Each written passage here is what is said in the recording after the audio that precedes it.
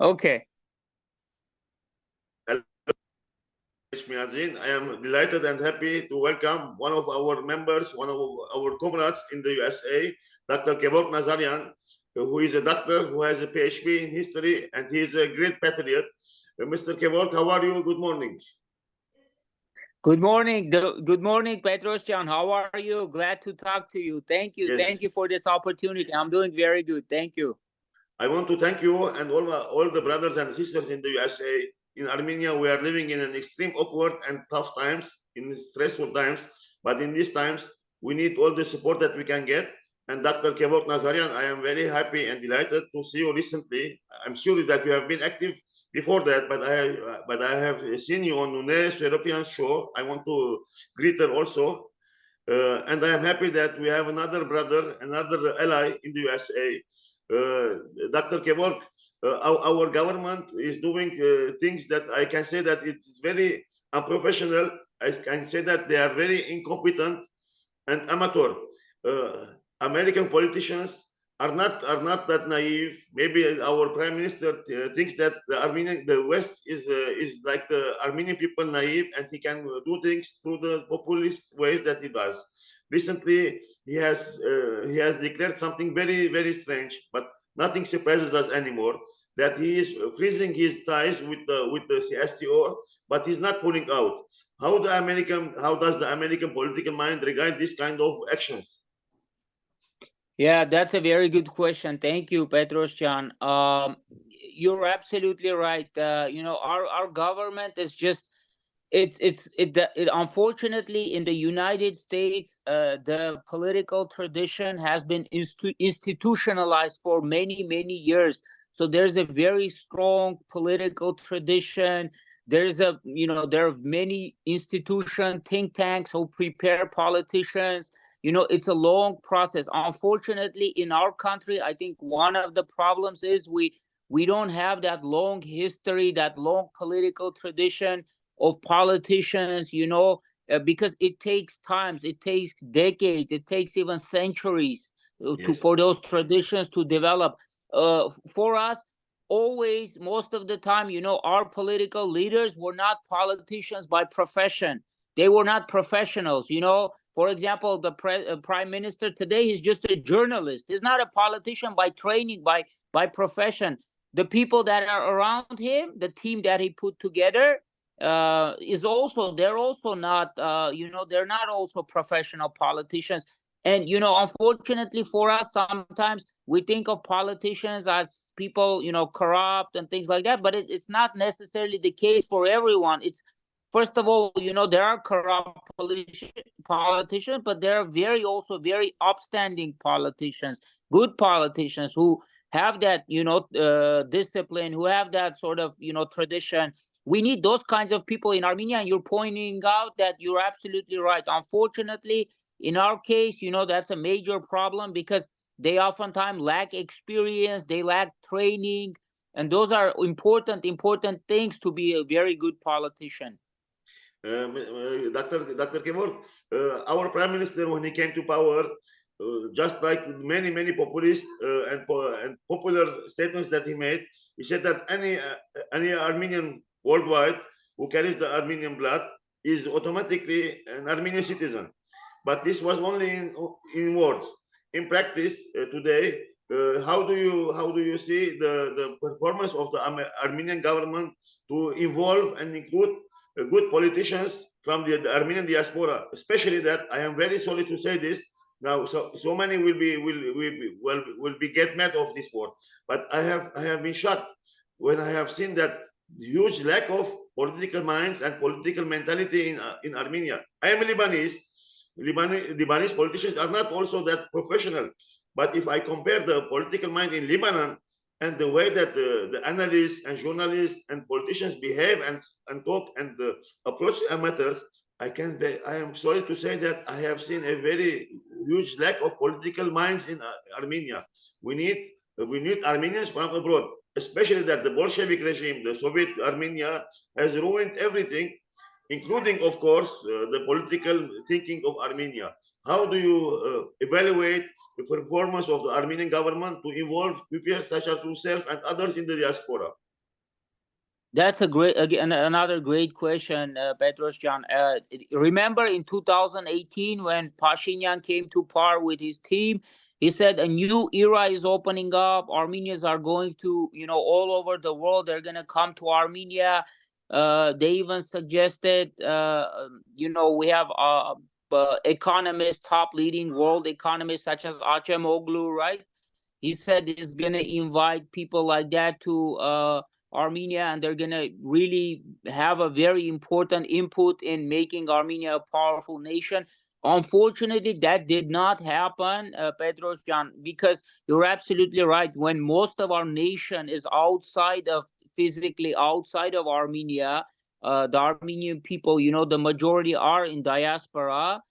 More than 2/3 are in the diaspora. Only very small percentage of Armenians are living in the homeland, our own homeland. So absolutely, in order for us to be a powerful nation, those Armenians have to be involved. Unfortunately, this government has promised to do that because they know that is what the Armenian people want to hear, but they have not delivered on that promise, unfortunately. It's what, 6 years since Pashinyan came to power, but very little has been done. And you're absolutely right. Even those Armenians from different countries, if they have a means and mechanism to get involved, they will only make Armenia much stronger. So, for example, we need the French, or for example, French Armenians coming in, Lebanon Armenians coming in, I don't know, Australian Armenians coming in, large important communities such as ours here in the United States. They have to come in and bring the best of those countries. We have to admit they're very strong, developed countries. They need to bring that expertise, that knowledge. Here in the universities, we have so many bright, in the United States, bright young Armenians who want to help, they want to do something for the homeland, but we need the mechanisms to do that. And sometimes, they say, why aren't they coming into Armenia? Why aren't they moving back? I'm sorry, it's not just going to happen by itself. You need to build those mechanisms, Yes. help them to do that instead of just blaming them. Bedros Can, this is just one example. For example, during World War I, we had Armenian volunteer movement here in the United States. Many Armenians formed fighting battalions, and they actually fought for the independence of Western Armenia. Can you imagine? This was World War I period, Yes. during the genocide, because they were so upset that the Turks were carrying out the genocide. They said, we have to avenge the blood of our killed, compatriots. So here, but what is important, those people were helped by Armenian organizations that helped them to do that. Armenian organizations here in the United States, they actually carried out. And can you imagine, at that time, we didn't even have our independent Armenia. But, that exactly, that didn't hurt us in terms of organizing that movement. So today we're not with independent Armenia. We have our own statehood, but our government is not taking that action. Our embassies, for example, every embassy has to be so much bigger. The embassy that is operating here in the United States is doing very minimal. It's like it's not doing anything. Our community has to be organized around this embassy. They have to, every day they have to do something. They have to be so much active. They are not, Bedros Can, they are not. It's like, basically, they don't have the passion, they don't have the enthusiasm, they don't have the charisma, they don't have that zeal, to have that power. It's like, it's like a bureaucrats who are working there. They're just doing their job. They're just, waiting for that, I don't know, 3-4 p.m., even earlier, to just leave their job. With that kind of approach, we're not going to have a powerful nation. We need that passion. We need the passionate Armenians to get involved in all of the this. devotion. Yes, absolutely, Bedros Can. Gevorg, I can testify what I have seen locally in Armenia, and you are absolutely right. They don't have the momentum, they don't have the dedication and the devotion. Why? Because since Pashinyan came to power and the civil contract party and those youngsters, those amateurs that accompanied him, they have only one prospect. Their mentality is, as long as the prime minister's rating is high, we are keeping our job. So why should I? So there is no motivation. Gevorg, I want to start from the Armenian government performance in the USA. We know that every country spends billions of dollars and so much energy, so that in the USA, who is the de facto police governor of this world? We know that the head of the world is not China. It is absolutely not Russia. It is the USA and its allies, the Western countries. But mainly the police state, the policeman, the sheriff is the USA. So all the countries do much efforts so that they organize lobbying and prepare the public opinion in the USA in favor of them. How do you evaluate this activity of the Armenian government, or more precisely, the lack of activity? Yes, very good question, Bedros. Unfortunately, it's very much passive. It's lacking. You absolutely pointed out important thing. As important as country that the United States is as a superpower, that influences so much. Of course, our government should have been much more active here in fostering Armenian American ties, in making sure that Armenia is seen in a better light throughout the United States. No, they are not. They're very, not even doing minimum things. They don't understand how, that kind of, lobbying is important. PR is important. For example, having articles in leading newspapers in the United States, pro-Armenian, pro-Armenia articles in New York Times, in the Washington Post, having reports on Armenia on channels like CNN. There's so much that you can do, and that investment, even if you put it, it's gonna come back to you. It's gonna come back to you in terms of like tourism of more Armenians. For example, like there are many Americans that they don't even know, for example, that Armenia is the first Christian nation. That's just one example, So it can be for them like even like a pilgrimage to visit Armenia. For example, we have here like the very important Bible Belt, very zealous, Christian Americans, who are very much committed to the, we're not working with those people. If we work, for example, with the Christian Belt here, like in the South or Midwest, that would help us a lot. Those people shape American policy. They have their own very strong, powerful lobbying groups that influence American policy. But we're not doing that. We're not working with those people. Our government isn't working with those people. And, unfortunately, the government has the most resources. The government can, out of its budget, Bedros, allocate, and they should allocate millions of dollars into the lobbying. They have to make sure that the embassies are more active and are working towards this direction. So our embassies and other diplomatic representatives, they should work with the local, for example, here with Armenian American community, so it's closer to Armenia, to the homeland, so they closely cooperate stronger.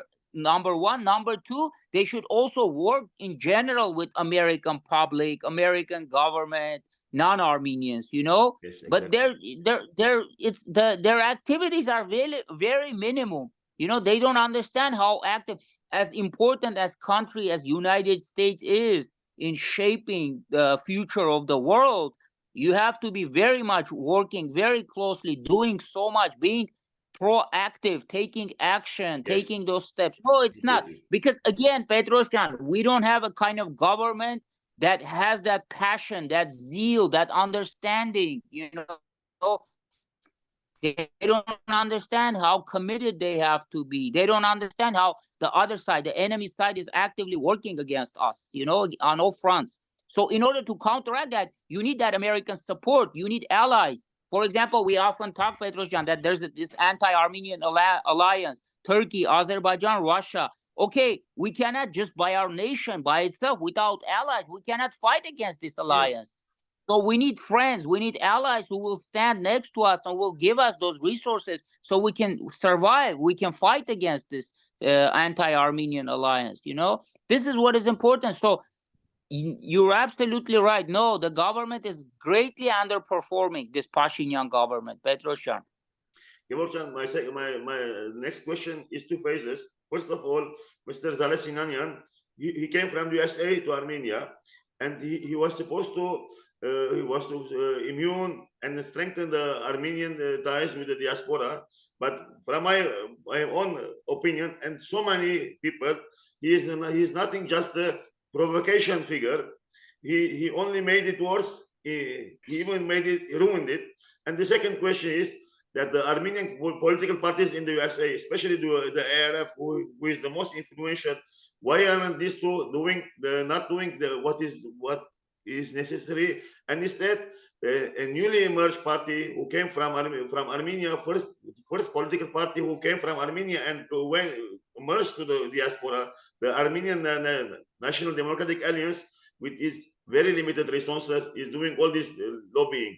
Imagine that it's doing so much work with the budget with only $200,000. Please go ahead. Mhm. Yes, thank you, Bedros Can. Well, I think for the sake of Armenian unity, we should. You're absolutely right. There are a number of issues, but we should, try to cooperate. For example, it would be great, and only would be to, would be able to here in the U.S. also closely cooperate with our local Armenian organizations such as the ARF, such as, for example, the Armenian Church, because I feel that, unity is very important. So we need dialogue, Pedros Yes. John. We need to try to reach out. I understand there are some issues, past and present, but I feel that, without dialogue, without trying to build those bridges, I feel that it's eventually it's going to be bad for us. So instead of us just criticizing them, we should actually try to reach out and foster closer ties for the sake of our unity. We need this dialogue, because differences, I think it's normal to have those differences, but I think through dialogue we can actually straighten a lot of things out, and we should closely point out that, for example, yes, much more activity should be directed towards what the National Democratic Alliance is doing. So for example, like the ARF has, for example, I mean, the ANCA of the ARF has the Vahan Kartasyan Award, right? They give it to the best Armenian cause Haidat activist. Well, we should point them out that Vahan Kartasyan, by Haidat, he did not mean Armenian genocide recognition. He meant that the occupation of the Western Armenia, which is integral part of the Republic of Armenia. By Haidat, Vahan Kartasyan meant that the territories that have been occupied by Turkey illegally, they have to be returned to Republic of Armenia. So if you have a Vahan Kartasyan award, you should only give that Vahan Kartasyan award not to somebody who's pushing to, again, recognize the genocide or things like that, who's fighting for restoration of territorial integrity of the Republic of Armenia. They should speak more about that, because they began as an organization speaking about that cause. That was the Armenian cause. It wasn't the reaffirmation of the Armenian genocide, that was later on. I'm not saying that's not important, but that was only the result of the territories that were occupied by Turkey. So they committed genocide in order to seize our historic homeland, to seize parts of Republic of Armenia, Western Armenia. That's why they killed the native Armenians on that land. Yes. So genocide recognition by itself is not the ultimate goal. It's ultimate justice would be to return those lands of the killed Armenians to its rightful owner, the Armenian people and the Republic of Armenia. So these things can happen through Petrosyan dialogue. We need dialogue. We need to also involve the church, because it's, again, very important Armenian institution. Yes. I feel that, ultimately, yeah, just us saying, we are better. So, for example, our organization is better. Yours is not good. Yours is bad. I think we're going to tear each other down. We need dialogue, Petrosyan, with other Armenian political organizations also. I know, they also had problems, but like the Social Democratic Hanchakian Party, the Ramkavar Party, they also we need to talk to them also. We need unity with those structures. AGBU is a very important Armenian organization, very important. So, I this is how I feel. We need those organizations, Petrosjan. We need to be more organized, but we also need more unity. Those organizations have to have more inter-organization unity as well, for the sake of making Armenia strong, for making the Armenian people stronger. Yes, I just want to mention out of context, that I ideologically, in beliefs, I belong to the Social Democrat and Czechian Party in beliefs, but not in their present policy, which I oppose, but in ideological doctrine way, I am a Hunchakian. But once again, I do not agree on their policy to support this government. I am sure that you have seen and watched the Armenian political spectrum inside the Armenia, inside the Republic. What can you say of what you've seen of the level of antagonism and lack of tolerance that Armenia witnesses? There is no dialogue at all. When there is any session in the Armenian National Assembly, I, as an Armenian, feel much shame, because all we see is exchange of arguments, blames, and accusations, and most of the time very violent scenes. And the same is true outside the National Assembly. You know that the Assembly is supposed to discuss legalization, legal rules and ways to improve. But all this, I think that these deputies think that the National Assembly is simply one of these forums to make political propaganda and accuse each other. You, as a citizen of the most democratic country in the world, the USA, who is the champion of democracy, how do you evaluate what we see in Armenia? Is this democracy, or this is not a democracy at all, what we see in Armenia? Well, you're right, Petrosjan. Unfortunately, again, I think this comes down to a little bit lack of professionalism. A lot of those parliament members, they're just, I don't know, they don't have that political background. They don't have that political culture, Yes. So they don't understand, they represent the highest legislative body of the nation, highest legislative body. This is where it's kind of the face of our nation. This is where the most important laws of our nation are being passed. So, for example, here the congressmen, the senators, they kind of feel that they're the face of the nation. So they they hold themselves. They try to hold themselves in a more dignified way. Exactly. They would never resort. Yeah. They don't understand that culture, Petrosjan. They sometimes they would accuse each other. They would even do. Sometimes, unfortunately, you even saw there were even brawls, people attacking each other, getting physical. It's the face of our nation. It's first of all, shameful to see that. They don't understand. They have to, they don't have that, understanding that they're of responsibility, how responsible they should be, how disciplined they should be. Everything. You're absolutely right. And again, unfortunately, it's the overall climate. We don't have that tradition of political institutions that would actually, prepare these people. This is why it's important to have institutions, organizations who are from generation to generation. They're preparing these people. So they begin as, I don't know, even like, for example, they begin as Boy Scouts. And then that's the first thing that teaches you discipline, that teaches you how you should approach. Then you have to build on that, build on that. Then you take political science classes in, let's say, college. You go to university, you major in political science or history, because history is also very important. Because history, when we say history, is political history of humanity or a given nation. It's the politics of that nation who shaped the history. So you need to have people with that background. For many years they evolved and reached that stage. But now we have, like, from parliament, people who come from very different backgrounds, who don't even understand what it means to be like a parliamentary, member of parliament. This is why I think, again, unfortunately, we lack those institutions, and we have people who are not professionals, Petrosjan. That's why. I would say that this is what Bolshevism has done to Armenia. Some people say that the Soviet Yeah, Armenia of made course. this and built No, this. It didn't do anything. It just ruined our culture, our mentality, our level it's of education, it ruined everything. I Yes, it ruined the soul I of the also, nation by injecting non-national values into the nation. Gevorg, yeah. I want to say that my questions are over. I don't know how much time Zoom has given us. I want to thank you first of all for the opportunity to give me a chance to interview in English. This is only my second time that I do this in English. I made the first one in a non-debatable conversation with Wally Sarkisian. I salute him. I think we have some 8 minutes. I am shutting up now and I'm giving the forum to you. Thank you. Thank you.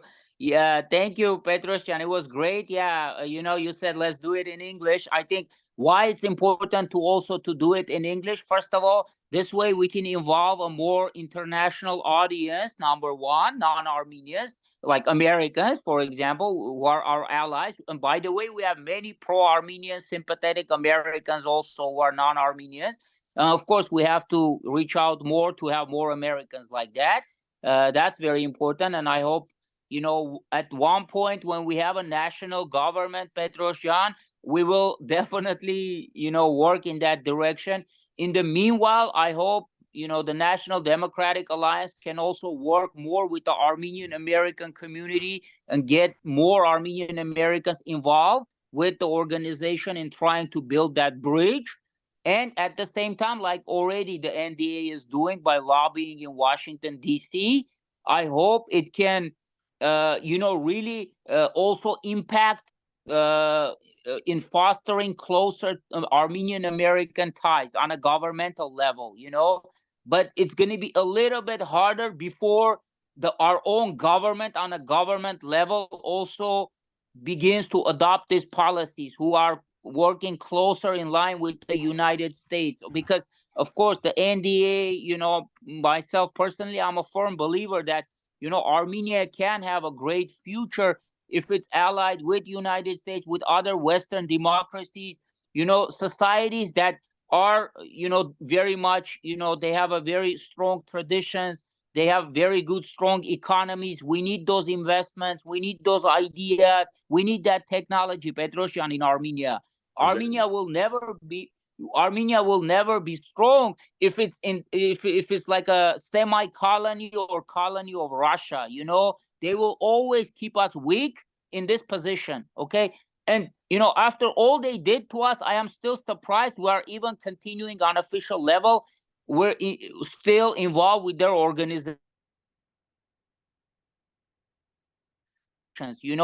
CSTO, the Eurasian Economic Union, or even CIS, Commonwealth of Independent States. We don't need to be part of that. They are, in essence, anti-Armenian organizations. Most of the members are supporting Azerbaijan in those organizations. I don't understand what we're doing. And even if initially it's going to be a little bit maybe hard to reintegrate or change our economy from the Eurasian Economic Union to, let's say, EU economy, it's going to be maybe like a little bit painful 1 year or 2 years.